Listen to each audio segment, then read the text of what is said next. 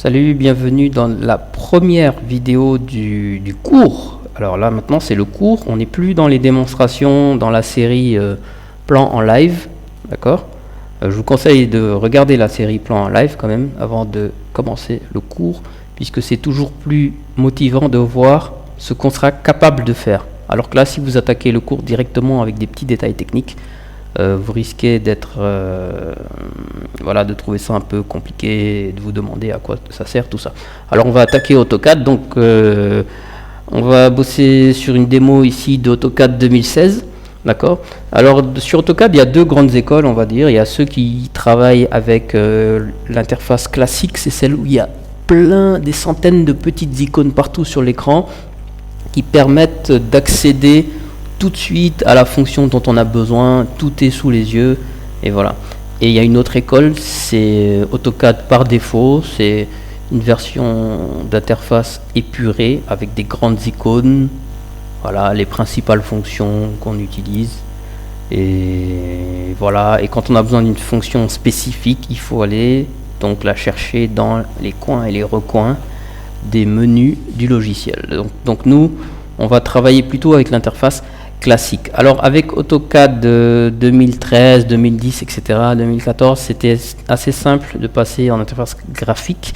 Là, avec le 2016, c'est un peu compliqué, donc c'est ce qu'on va voir au tout début. Alors voilà, ici on est là. Voilà, alors là vous voyez les grandes icônes dont je vous parlais, tout est épuré ici et ici. On a l'habitude plutôt d'avoir des barres d'outils plein d'icônes, donc c'est ce qu'on va essayer d'aller chercher. Donc je l'avais déjà fait, je l'avais déjà enregistré, donc je vous montre, voilà, c'est ça, voilà, nous on veut ça. Nous on va travailler avec cette interface là, d'accord, avec les petites icônes ici, copier, déplacer, etc. Voilà, alors, tac. On va revenir à l'ancienne, voilà. Alors comment on fait pour passer de là à l'autre interface?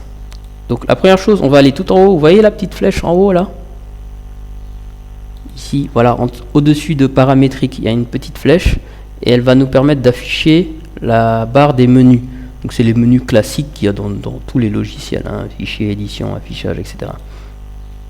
D'accord, voilà, là je la ferme et là je la réouvre, d'accord.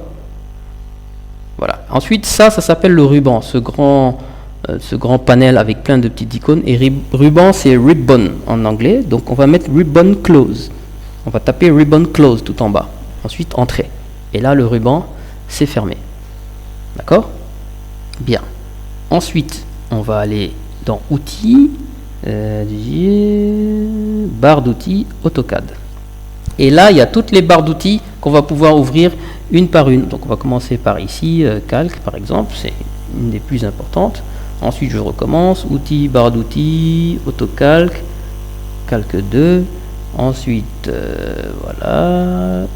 Tac. Et là, j'ai plus besoin de faire ça. Il me suffit de faire un clic droit sur n'importe quelle icône et j'ai directement accès à la liste des barres d'outils. J'ai plus besoin d'aller dans outils, barre d'outils, etc.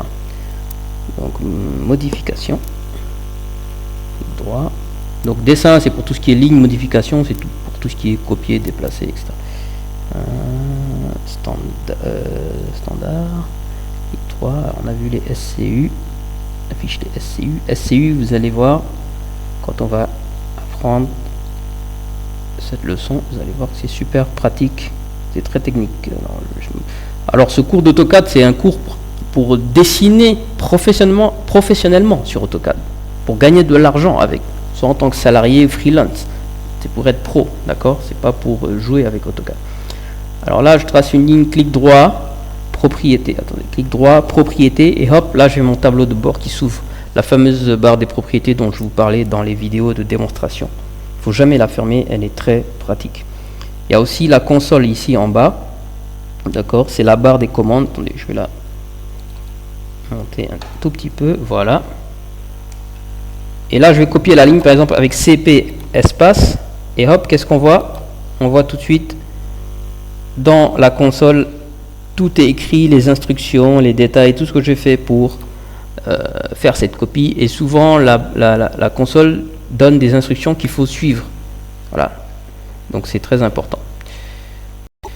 Voilà, la vidéo est terminée.